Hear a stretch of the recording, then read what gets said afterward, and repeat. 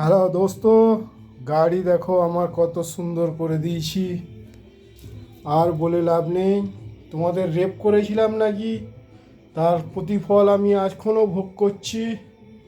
আর তোমাদের রাত্রেবেলা তোমাদের সঙ্গে সহবাস করতে যেতাম প্রতি রাত্রে, প্রতি মেয়ের কাছে, প্রতি মায়ের কাছে, তার পরিফল এই আজকের। তবে হ্যাঁ, যদি পারি, পয়সা থাকে, চেষ্টা করব সৈরি করার নতুনভাবে, তাই না? চেষ্টা তো মানুষ করবে, কারণ বড্ড গাড়ি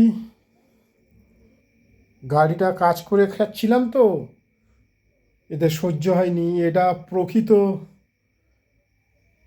বহু বছর ধরে যেখানেই কাজ করি এই একই প্রবলেম। যেমন গাড়ি সারালে 10 লাখ,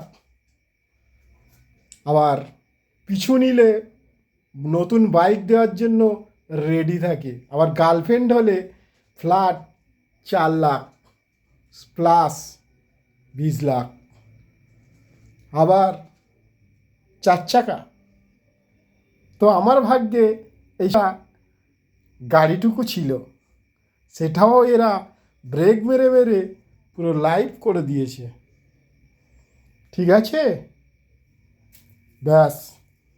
তো আমার দাবি এইটুকুই, এই রহস্যের কারণ ভেদ করতে নিজে লিখিতভাবে বলিও দাবি করে রেখেছি, তবে কারণটা অরিজিনাল বার করেই ছেড়েছি। আপনারা জেনেছেন বা কারা আসামি আর কাদের বলি দেওয়া উচিত সেটাও জানছেন।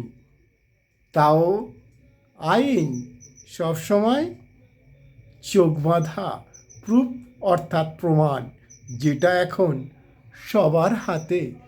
বাই বাই দোস্ত।